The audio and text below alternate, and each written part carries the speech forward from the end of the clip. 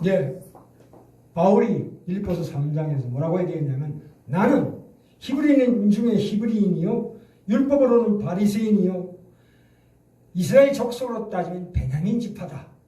다시 말해서 철학의 대가다 이거예요. 내가 철학의 대가다. 그런데도 그것을 예수 그리스도 앞에 십자가 앞에서는 배설물로 여기노라 이렇게 되었습니다. 그죠? 당대 최고의 석학이 되었습니다. 바울이 헬라 철학의 능통한 자였어요. 우리가 이 바울이 그 스테판을 죽였죠. 스테판을 죽였습니다. 바울이. 그러면서 살기 등등하게 돌아갈 때 다메섹 도상에서 예수 그리스도를 만납니다. 참 그걸로 인해서 자기가 가지고 있던 모든 지식으로 행한 것들이 다 하나님을 반대하고 가는 길로 가고 있구나를 깨달은 거죠. 그래서 사울이 바울이 되었습니다. 우리 속에 우리가 구원받았잖아요. 이 구원이라는 것은 아까도 말씀드렸지만 완전히 종자가 바뀌는 거예요. 과거에는 짐승이었다가 이제 완전히 하나님의 자녀로 확 변하는 거예요. 이럴 때 우리가 구원받았을 때 제일 먼저 우리에게 다가오는 게 물론 기쁨이 오지만 제일 먼저 다가오는 게 의심이에요. 이 의심이라고. 무슨 의심이 다가옵니까? 아니 이상하다. 내가 아무리 생각해도 이성으로 인간의 사고방식으로 아무리 생각해도 이게 내가 구원받았다는 게 이게 걸리지가 않아요. 이해가 되지 않는다고. 이해가 되지 않아요. 그런 의심이 쏘요. 내가 과연 구원받은 자가 맞나? 내가 가만히 생각하니까 세상은 저렇게 가는데 나는 내 혼자 일로 가는 것 같아. 그게 마귀 공격이에요. 그게 의심이라고. 그래서 우리가 참 당황합니다. 아니 나는 하나님 믿는다고 고백했는데 근데 그 고백이라는 것도 하나님 우리를 구원하신 결과예요. 하나님 우리를 구원하신 결과가 뭐라고요? 내 입에서 예수를 주라 시인하는 거죠. 그러면 하나님께서 어떻게 나를 구원하셨나? 모릅니다. 어떻게 하나님께서 나를 내 영혼을 구원하십니까? 난 몰라요. 그런데 어떻게 확인합니까? 내 입에서 예수를 주라 시인하는 것으로 확인하면 됩니다. 아멘. 그것이 구원의 확신이에요. 구원의 확신은 다른 거 없습니다. 아멘. 예수 그리스도로 말미암아 준 선물이에요. 구원은 원인을 찾아보면 원인이 없어요. 내게 아무 근거도 없고 조건도 없고 아무것도 없다니까. 그거에 붕 떠 있어요. 이게 내가 예수 믿는다는 게 이게 뭔가 도대체. 이유가 뭔가. 이유를 찾을 수가 없다 이 말입니다. 그렇죠? 그거를 세상 철학으로 쫓아가면 안 된다 이거예요. 그게 세상의 초등학문이다 이렇게 말하고 있잖아요. 그죠? 고린도서 2장에 이 나온 바대로 우리가 가진 생각, 우리가 가진 실력, 우리가 가진 판단이 하나님을 아는데 아무 소용이 없다 이 얘기예요. 아무 소용이 없다. 우리 한번 가볼까요? 저기 고린도서 2장 갑시다. 고린도서 2장이요. 264쪽입니다. 말씀으로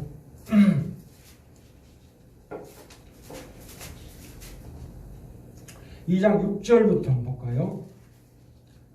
그러나 우리가 온전한 자들 중에서 지혜를 말하노니 이는 이 세상의 지혜가 아니요 또 이 세상에 없어질 관원의 지혜도 아니요 오직 비밀한 가운데 있는 하나님의 지혜를 말하는 것이니 곧 감추었던 것인데 하나님이 우리의 영광을 위하서 만세전에 미리 정하신 것이라. 이 지혜는 이 세대의 관원이 하나도 알지 못하였나니 만일 알았더라면 영광의 주를 십자가에 못 박지 아니하였으리라. 그죠? 10절 볼까요? 9절. 예. 하나님이 자기를 사랑하는 자들을 위하여 예비하신 모든 것은 눈으로 보지 못하고 귀로도 듣지 못하고 사람의 마음으로도 생각지 못하였다 함과 같으니라. 그렇죠? 10절에 오직 하나님이 성령으로 우리 안에 계신 성령으로 이것을 우리에게 밝히 보이셨으니 성령은 모든 것 곧 하나님의 깊은 것이라도 통달하시느니라. 12절에 보시면 우리가 세상의 영을 받지 아니하고 뭘 받았다고요? 오직 하나님께로 온 영을 받았으니 이는 우리로 하여금 하나님께서 우리에게 은혜로 주신 것들을 알게 하려 하심이니라. 자, 14절에 볼까요? 14절 하반절에 이런 일들은 영적으로라야 분변함이니라. 그것은 뭡니까? 16절에 누가 주의 마음을 알아서 주를 가르치겠느냐? 그러나 우리가 그리스도의 마음을 가졌느니라. 우리 속에 하나님께서 우리 새 마음을 창조하셨대요. 그리스도의 마음을 우리에게 부어주셨대요. 그렇잖아요. 내게 일어나는 여러 가지 의심이나 더러운 생각들, 악한 생각들이 물론 나의 죄의 잔재일 수도 있지만 그것만이 아니에요. 마귀가 그 길을 집중적으로 공격해요. 마귀 불화살이다 이거예요. 내 스스로 타오르는 게 아니고 공격이다. 그걸 믿음의 방패로 파. 아멘. 그리고 의심이라는 것도 사실은 좋은 거예요. 의심은 용광로예요. 그 용광로를 통해서 나 자신이 정금같이 나올 때가 있습니다. 아멘. 반드시 의심의 용광로를 통과해야 합니다. 아멘. 끊임없이 의심하십시오. 끊임없이 하나님에 대해서 의문을 품으십시오. 아멘. 하나님, 저의 믿음 없음을 도와주시옵소서. 이 기도를 들 줄 알아야 돼요. 이게 신령한 기도예요. 보여주세요. 이 기도요. 하나님의 진리가 참인 것을 보여주십시오. 이 기도가 참으로 내 속에서 우러나와야 합니다. 심령하는 자는 복이 있다. 의에 줄이고 목마른 자는 복이 있다. 바로 그 이유입니다. 애통하는 자는 복이 있다. 천국이 저의 것이다. 나의 기업을 받을 것이다. 이 뜻입니다. 그죠? 다시 말해서 또 그 고린도서 12장에 나오지요. 성령으로 아니하고는 누구든지 예수를 주시라 할 수 없느니라.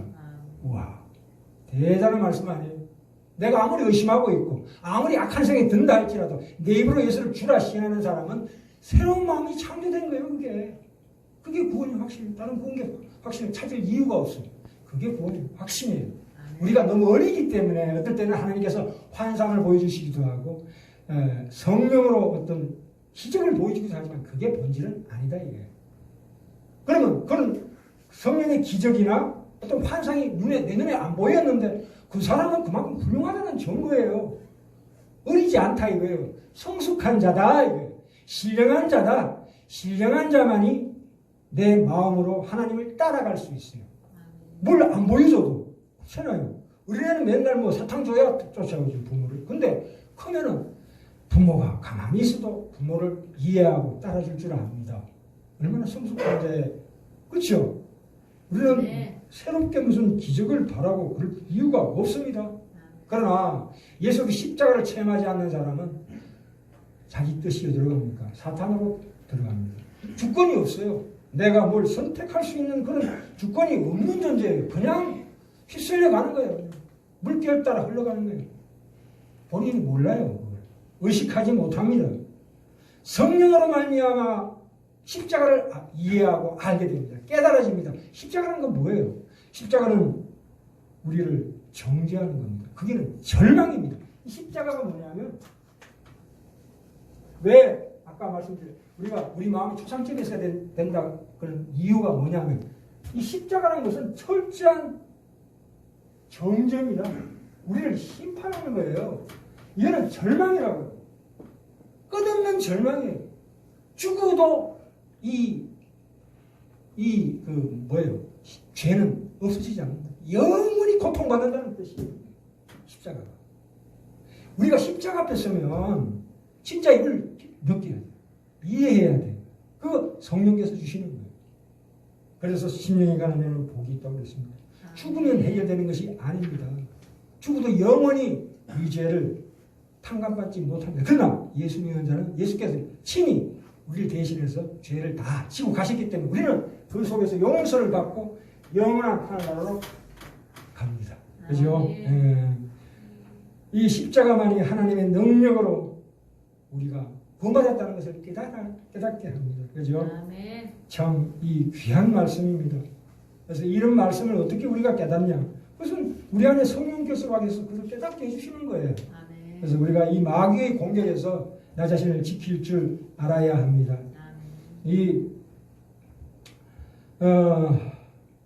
그 자연인들은 예수 믿지 않는 자들은 영적인 문제에 대해서 완전히 깜깜이에요. 깜깜이라고. 정신적인 문제가 아니에요.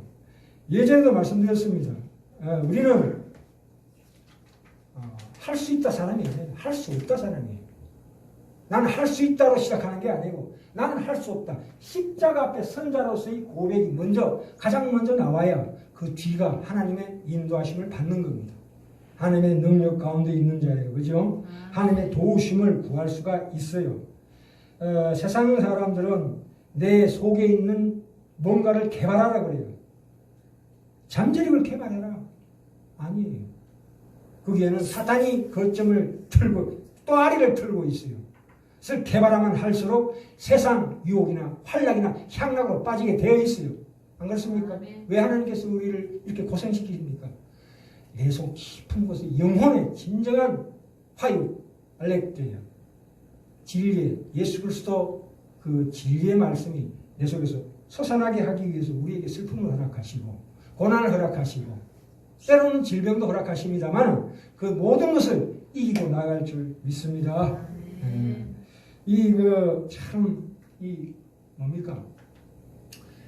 정신분석이라는 게 굉장히 위험한 거예요.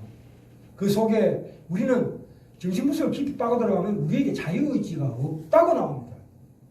정신분석이라는 게 있잖아요. 심리학이 깊이 빠들어가면 우리는 하나님을 택할 자유가 없다. 아무 자유의지가 없다는 걸로 결론이 납니다.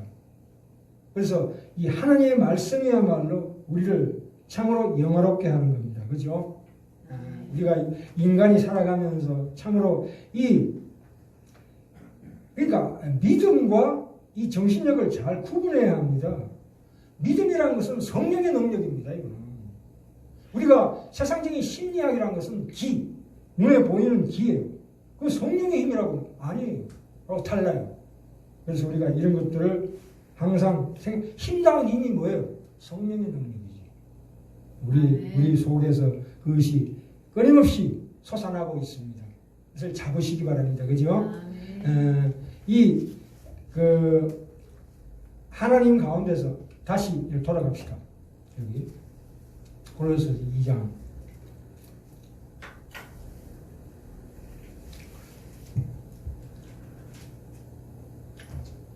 19절.